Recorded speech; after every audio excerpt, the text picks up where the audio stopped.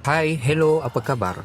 Pada kali ini saya akan membawakan sorotan sebuah filem epik sejarah bergenera adventure action diterbitkan KRU Studio bertajuk Hikayat Merung Mahawangsa.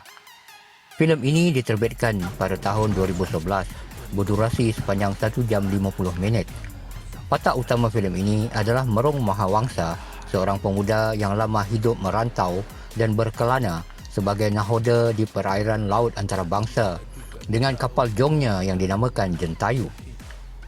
Merung dikatakan berketurunan Raja Iskandar Zulkarnain dari Makedonia, namun ibunya yang bernama Lang, seorang pendekar berasal dari wilayah Nusantara yang kita kenali tempat itu adalah Langkasuka atau Lembah Bujang yang kemudian dinamakan Kedah. Sebelum meneruskan, sudilah kiranya teman-teman menekan butang like dan subscribe untuk penambah baikan channel ini. Filem Hikayat Merung Mahawangsa ini yang berlaku pada abad sekitar 10 Masehi mengisahkan tentang Merung diupah untuk menghantar bakal pengantin seorang putera Raja Rom yang bernama Putra Marcos untuk berkahwin dengan Puteri Maharaja Cina iaitu Puteri Meng Linghua. Tempat pertemuan kedua-dua rombongan pengantin telah ditetapkan oleh pihak Maharaja Cina akan diadakan di tengah-tengah perjalanan iaitu di kawasan perairan Tanah Melayu yang rupanya adalah Langkasuka yang merupakan tempat kelahiran Merung Mahawangsa di sebuah perkampungan peribumi di Lembah Bujang yang kemudian menjadi asbab peribumi di situ mengangkat Merung sebagai raja pertama negara itu yang dinamakan Negara Langkasuka. Baiklah, kita ke alur cerita filem ini yang dimulai dengan suara pencerita yang diceritakan sendiri oleh keturunan ketujuh leluhur Merung Mahawangsa iaitu Pra Ong Mahawangsa atau nama Islamnya Sultan Muzaffar Shah I. Penceritaan dipadankan oleh Sultan ini menerusi manuskrip Hikayat Merung Mahawangsa yang diarah untuk ditulis oleh Sultan Muzaffar Shah sendiri untuk dijadikan bahan rujukan sejarah leluhur Kesultanan Langkasuka yang diasaskan oleh Merung Mahawangsa yang menumpaskan penjajahan Lanon. Tidak daulat hamba, tapi daulat tanah kita semua. Kita juga akan merampas maruah kita. Hamba lebih rela mati dari hidup sebagai abdi binatang itu. Demi maruah, marilah bersama kita tebas petualang bangsa.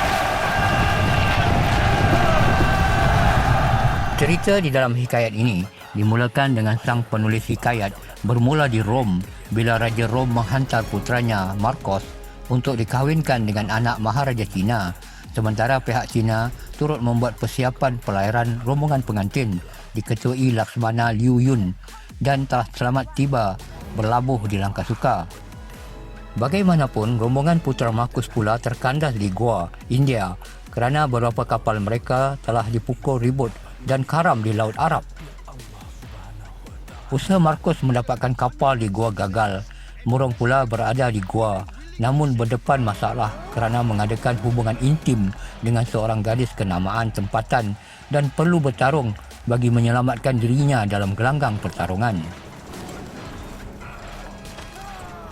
Akhirnya Merung bersetuju dengan kehendak Marcos untuk membawa Marcos meneruskan pelayaran menuju Langkasuka. Kerana kepakaran Merung, rombongan Marcos tiba tepat pada masanya sebagaimana yang dijanjikan. Namun Puteri Cina ingin melarikan diri kerana tidak mahu dikongkong. Marcos yang berjaya menjejaki puteri itu berjaya meyakinkan puteri bahawa Marcos tidak akan mengongkong hidup puteri, lalu kasih mereka pun mula terjalin. Malangnya rombongan pengantin telah diserang hendap oleh gerombolan Lanon Garuda diketuai Taji dan Kemawas, menyebabkan rombongan itu tewas dengan puteri Cina itu diculik Lanon sementara Marcos hilang di laut dan Merung sendiri kecundang mengalami kelukaan yang kemudian diselamat dan diubati oleh orang kampung pribumi diketuai oleh Kesum.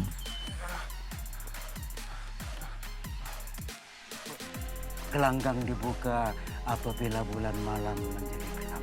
Kemawas orang kanan Taji takluk di senjata. Orangnya Garuda asalnya dari kami juga. Hamba bermimpi seorang raja dari luar suku. Kami semua berparut, jiwa dan raga. Tuhan hambalah orang dalam mimpi amanat hamba itu. Jadi sama. Hakikatnya Kesum telah mendapat firasat mimpi bahawa akan muncul seorang pemuda yang sesuai dijadikan raja di bumi mereka, kerana pemuda itu bakal dapat membina sebuah nusa negara bangsa yang merdeka dan berdaulat, iaitu pemuda itu nanti dapat menyatu padukan semua penduduk dan kampung-kampung untuk melawan serangan gerombolan Lanun Garuda yang sentiasa menekan dan menjarah kampung-kampung pribumi di situ. Dan pemuda yang dimaksudkan itu adalah Merung Mahawangsa. Juga kapalnya Jentayu untuk mengangkut orangnya, tetapi raja di sebuah negara Merung telah dirawati oleh Embok, seorang wanita muda yang turut menarik minat Merung, dan wanita inilah yang bakal melahirkan zuriat keturunan Merung Mahawangsa dan Kesultanan Langkasuka atau Kedah, di samping kerajaan beraja petani dan gangga negara di Siam nantinya. Setelah kecederaan Merung pulih, Kesum menawarkan Merung mengetuai mereka sebagai raja. Namun Merung perlu beradu kekuatan, menewaskan pendekar dari kampung lain, iaitu sebagai syarat penyatuan kampung-kampung untuk mengangkat Merung sebagai raja. sempena, barulah boleh menaik tahta. Merung akhirnya akur setelah mendapat tahu daripada Kesum bahawa ibu Merung yang bernama Lang adalah seorang pendekar dan Lang telah dipancung bunuh oleh Taji dalam satu pertarungan semasa Merung masih kanak-kanak. Merung yang bertekad membalas dendam demi ibunya serta menyelamatkan puteri Cina telah berjaya menjadi raja dan mula mempersiapkan kekuatan untuk menyerang kubu tempat Lanun Garuda. Semangat Merung untuk menyerang Lanun Garuda meningkat dengan munculnya Laksmana Cina, Liu Yun dan Putera Marcos yang tercedera dalam serangan Lanun Garuda tempoh hari.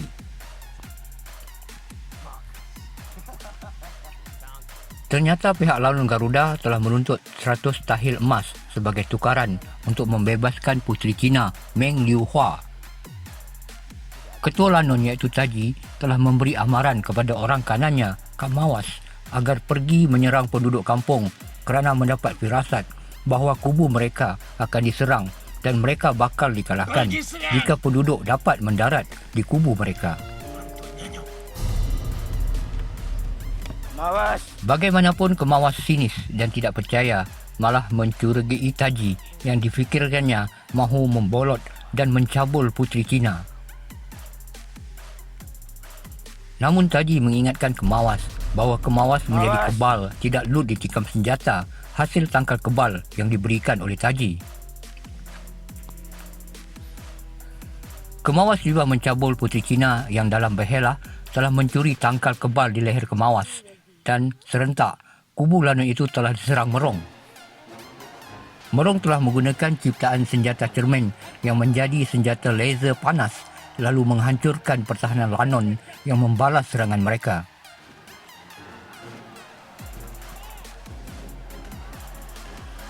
Namun Taji menggunakan jampi mistik untuk awan melindungi cermin itu, lalu senjata itu tidak lagi berfungsi.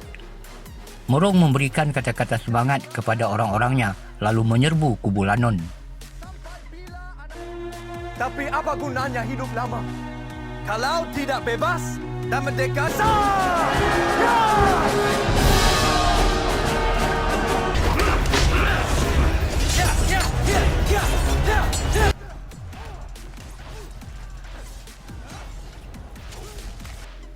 Di saat Merung dan orang-orangnya terkepung dan hampir kalah, muncul kapal-kapal perang Cina dan Rom yang datang membantu Merung dalam serangan itu. Pertarungan sengit berlaku di antara Putera Marcos melawan Kemawas setelah Laksmana Liu Yun terbunuh. Merung muncul membantu dan bertarung hebat dengan Kemawas yang akhirnya dapat dibunuh Merung. Kini Merung bertarung pula dengan Taji yang kebal dan Merung yang ditikam Taji dari belakang sempat mencabut tangkal kebal Taji di lehernya lalu merodok senjata yang menikamnya ke belakang yang turut menembusi tubuh Taji lalu kedua mereka pun mati. Cerita pun mula berakhir dengan penceritaan bahawa Embok melahirkan anak merong yang kemudian menjadi raja kedua di Kedah dan pemerintahan negara beraja berjalan lancar bersilih ganti dan menjadi makmur. Begitulah jalan cerita filem ini yang cuba mengikut nilai alur cerita yang terdapat di dalam hikayat Merong Mahawangsa. Ternyata filem ini berjaya membawakan nilai-nilai estetika, sinematografi dan storyboard cerita yang menarik. Untuk mendapatkan kesan filem ini, silalah anda menontonnya. Selamat menonton. Hamba lebih rela mati dari hidup sebagai abdi. Tidak daulat hamba, tapi daulat tanah kita semua.